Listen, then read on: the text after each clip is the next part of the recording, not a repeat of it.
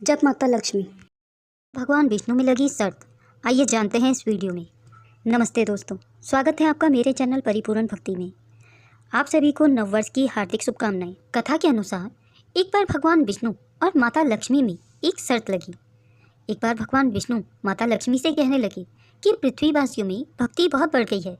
माता लक्ष्मी ने कहा, हाँ प्रभु, बढ़ तो गई है, परंतु वो आपको नहीं मुझे पाना चाहते हैं। तब भगवान विष्णु ने कहा, लेकिन वो तो नारायण नारायण करते हैं। लक्ष्मी जी कहने लगी, अगर आपको विश्वास नहीं हो तो क्यों न उन भक्तों की परीक्षा ले ली जाए। तब भगवान विष्णु ने एक ब्राह्मण का रूप धारण किया और एक नगर के साहूकार के यहाँ पहुँचे और उनसे कहने लगे कि मैं कथा सत्संग करना चाहता हूँ। साहूकार ने उनके रहने खाने का प्रबंध कर दिया और कथा करने का भी पूरा प्रबंध कर दिया। ब्राह्मण के रूप में जब भगवान विष्णु ने पहले दिन कथा की तो थोड़े से ही लोग सुनने के लिए आए। दूसरे दिन भक्तों की संख्या बढ़ने लगी।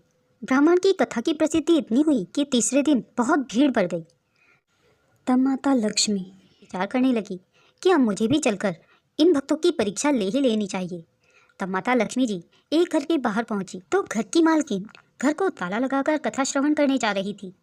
लक्ष्मी जी कहने लगी कि बेटी, मुझे थोड़ा पानी पिला दोगी क्या। वह औरत बोली, माता जी, मुझे तो सत्संग श्रवण करने के लिए देर हो रही है। लेकिन फिर भी उसने बेमन से माता लक्ष्मी को एक लोटा जल पानी दे ही दिया। जब माता लक्ष्मी ने उस औरत को वह लोटा वापस किया तो वह सोने का हो चुका था।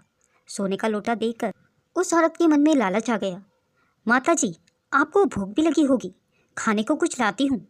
उसके मन में चल रहा था कि खाने की प्लेट, कटोरी और चम्मच भी सोने के हो जाएंगे। तब माता लक्ष्मी कहने लगी, नहीं बेटी, तुम तो कथा श्रवण करने जा रही थी, उसमें देर हो जाएगी, इसलिए रहने दो।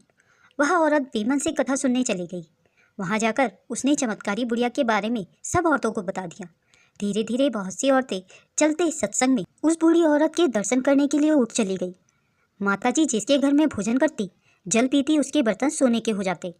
माताजी की प्रसिद्धि तो और ज़्यादा बढ़ गई और भगवान विष्णु जो कथाकार के रूप में धरती पर आए थे, उनकी कथा सुनने वाले की संख्या कम हो गई। तब भगवान के रूप में जो ब्राह्मण थे, उन्होंने एक से पूछा कि यजमान जी, अब कथा सुनने लोग कम क्यों आते हैं। उन्होंने कहा कि नगर में कोई चमत्कारी बुढ़िया आई है, जिस भी बर्तन में खाना खाती है और पानी पीती है वह सोने का हो जाता है। अब भगवान समझ गए कि यह सारी लीला तो लक्ष्मी जी की ही है।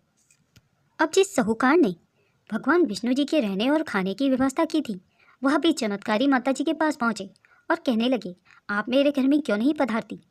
माता लक्ष्मी कहने लगी, जब तक वह कथाकार तुम्हारे घर में है, मैं वहाँ नहीं आऊँगी। साहूकार जल्दी से घर गया और कथाकार से कहने लगा कि महाराज, आपके रहने खाने की व्यवस्था मैंने धर्मशाला में करवा दी है। कथाकार कहने लगे, अब तो कथा में कुछ ही दिन शेष रह गए हैं, फिर आपने मेरी व्यवस्था धर्मशाला में क्यों करवा दी। साहूकार बोला, मेरे घर में आपसे भी कोई खास रहने आने वाला है। लक्ष्मी जी उस साहूकार के पीछे पीछे ही उसके घर आ गई थी।